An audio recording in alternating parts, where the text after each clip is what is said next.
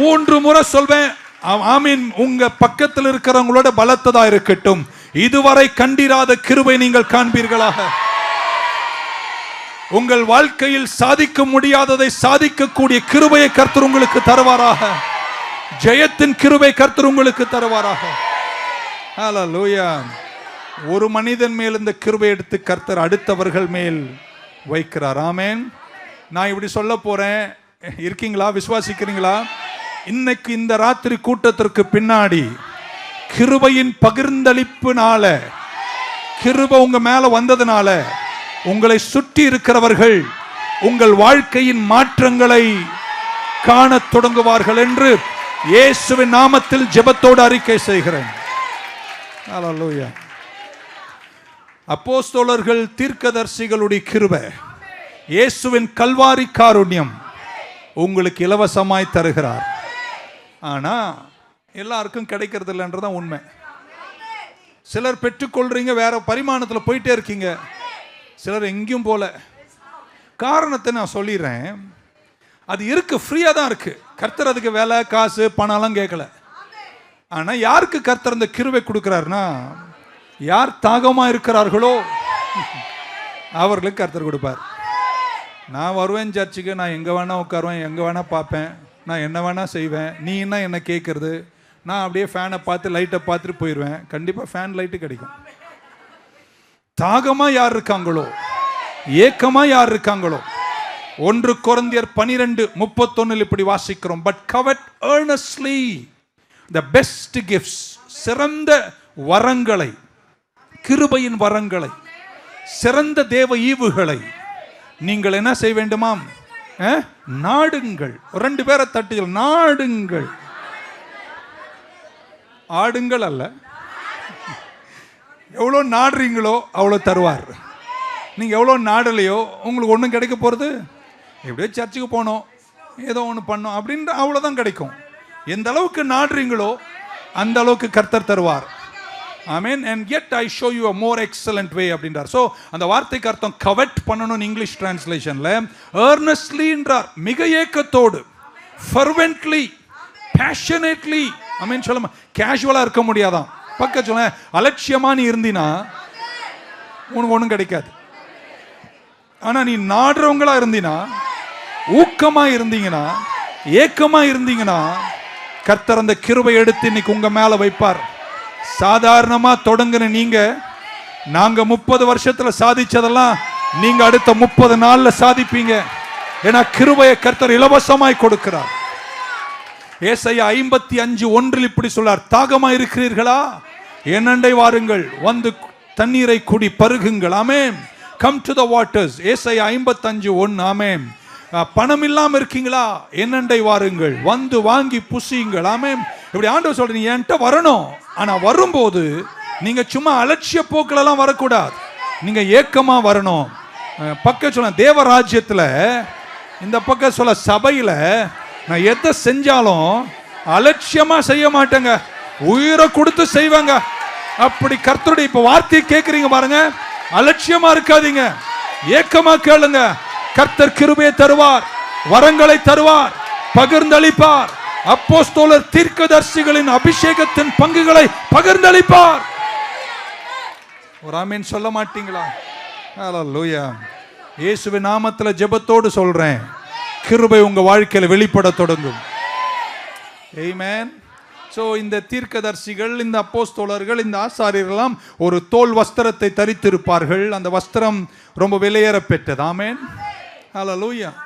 இப்போ அந்த வஸ்திரத்தினுடைய தான் ஆரோனின் சிரசிலிருந்து கொம்பின் தைலம் ஒழுகி வந்ததென்றும், அது கீழே வரைக்கும் போய் சரீரம் முழுவதும் பாய்ந்தது என்று வாசிக்கிறோம்.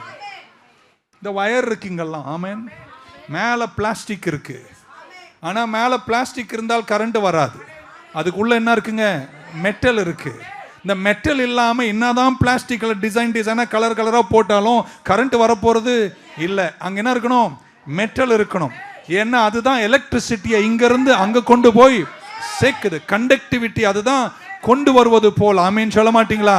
ஒரு ஊழியத்தில் மேண்டில் என்று சொல்வார்களே, சால்வை என்று சொல்வார்களே, அல்லது அபிஷேகம்னு சொல்லுவாங்களே, அல்லது கிருபைன்னு சொல்லுவாங்களே, ஆமீன் சொல்ல மாட்டீங்களா? அது இங்கிருந்து அங்க வரணும்னா வயருக்கு எப்படி மெட்டல் ரொம்ப முக்கியமோ என்பது போல அந்த சால்வையாகிய அபிஷேகத்தினுடைய பங்குகள் உங்க கிட்ட வந்து சேர்ந்தால்தான் ஒரு ஊழியமா சும்மா பாட்டு பாடுவதற்கு அல்லங்க. இந்த ஊழியத்தில் நின்றீங்கே வேர்வையை சிந்தி அல்ல பல மணி நேரங்கள் பிரசங்கம் பண்ணி ஊழியம் பண்ணும் போது அதனுடைய அர்த்தம் என்ன தெரியுமா? ஆரோனின் சிரசிலிருந்து வடிகின்ற எண்ணெய் சரீரமெல்லாம் பாய்வது போல இப்படி சொல்ல போற அந்த கால்வரியின் காருண்யத்தை, அந்த கால்வரியின் கிருபையை இந்த சர்ச்சில் இருக்கிற கடைசி குழந்தை வரைக்கும் கர்த்தர் பகிர்ந்து அளிக்கிறார். நான் இன்னைக்கு அதை பெற்றுக்கொள்றேன்னு சொல்றவங்க மட்டும் கையை உயர்த்தி ஆமென் சொல்ல மாட்டீங்களா? இப்படி சொல்ல போற வலது கை மேல உயர்த்தி, எங்கு போனாலும் ஆலயத்தினுடைய பிராகாரங்களில் நாட்டப்பட்டவர்களாய் நீங்கள் எங்கு சென்றாலும் இந்த கிருபை உங்களை விட்டு விலகாது. அது உங்களை தூக்கி நிறுத்தும், அழகு பார்க்கும். இரட்சண்யத்தின் உடன்படிக்கையில் இருக்கின்ற நன்மைகள் குறையாமல் உத்தமனாய் நடக்கிற மனுஷனுக்கு ஒரு நன்மையும் குறைப்படாது என்ற வார்த்தையை கர்த்தர் நிறைவேற்றுவார். சொல்லுங்க ஓராமே. இன்னும் ஒரு எக்ஸாம்பிள் பைபிள்ல காட்டுறேன். 2 ராஜாக்களின் புஸ்தகம் 2ஆம் அதிகாரத்தினுடைய 9வது வசனம். எலியாவோடு கூட நடந்தார். ஒரு நாள் எலியா இப்படி கேட்கிறார், ஆமென், எலிஷா அவர்களே, என் பின்னாடியே நடந்துட்டு இருக்க, நான் என்னுடைய தீர்க்க தரிசன ஊழியத்தை செய்து கொண்டு போய் கொண்டிருக்கிறேன், நான் உனக்கு என்ன செய்ய வேண்டும்? Ask what shall I do for thee before I be taken from thee. உன்னை விட்டு நான் எடுத்துக்கொள்ளப்படுவதற்கு முன்பு நான் உனக்கு என்ன செய்யணும்னு கேட்டாரு. அந்த வயருக்குள்ள இருக்கிற மெட்டலை கொடுங்க. புரியல உங்களுக்கு? அங்க இருக்கிற அந்த எலக்ட்ரிசிட்டி இங்க வரணும். அதை கனெக்ட் பண்ணணும்னா ஒரு மேண்டில் தேவை, ஒரு சால்வை தேவை.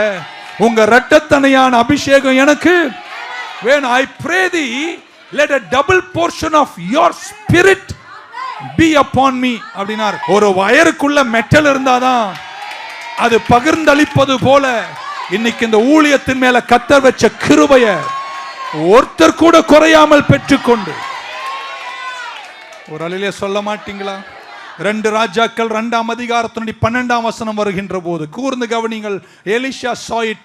எலிஷா அதை பார்த்தார். and he cried, my father, the chariot of Israel, the horsemen thereof, and he saw him no more, and he took off his own clothes and rent them into 2 pieces. அடுத்த வசனம் he took up also the mantle. என்ன தூக்கினாராம்?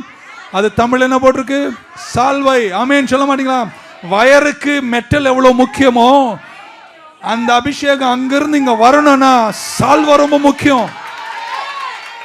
He took up also the mantle that fell from him and went back and stood by the bank of Jordan. யோர்தான் நதி கரையில் நின்று கொண்டு எலிஷா கையில் என்ன இருக்குங்க? இன்னொரு வாட்டி வயர்ல மெட்டல் இருப்பது போல அபிஷேகத்தினுடைய கிருபைகள் வருவதற்கு ஒரு சால்வை ஒன்று தேவை. இன்னைக்கு ராத்திரி இயேசுவின் நாமத்தில் ஜெபத்தோடு அறிக்கை செய்கிறேன், அந்த சால்வையை கர்த்தர் உங்களுக்கும் தருவாராக.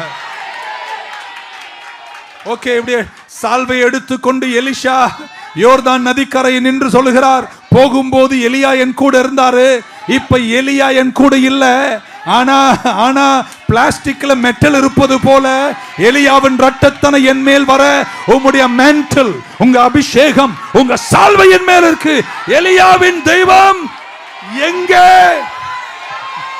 ஒரு சொல்ல மாட்டீங்கன்னா புரிஞ்சிருந்தா நீங்க ஆமென் சொல்லுங்க. எலியாவின் தெய்வம் அவர் இல்ல, ஆனா என்ன இருக்கு? சால்வை இருக்கு. இருக்கீங்களா?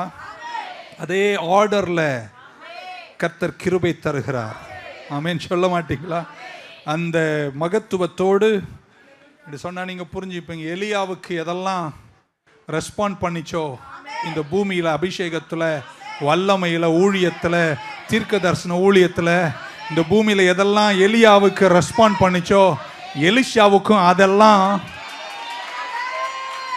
புரியாத. இன்னைக்கு இப்படி வச்சுங்களேன், எலியா எலிஷான்னு வச்சுங்களேன், அல்லது கிறிஸ்து நீங்க சபைன்னு வச்சுங்களேன், ஆரோனின் சிரசு நீங்கன்னு வச்சுங்களேன். இன்னைக்கு அந்த எலக்ட்ரிசிட்டி கண்டக்ட் ஆகும் போது அந்த தலையானவருக்கு என்னென்ன மகத்துவம் இருந்துச்சோ, நான் அதை நம்புறேன்னு சொல்றவங்க எல்லாம் இன்னைக்கு உங்க மேல ஒரு புதிய கிருபைய, இதுவரைக்கும் பெற்றுக்கொள்ளாத ஒரு கிருபைய கர்த்தர் உங்களுக்கு தருவாராக.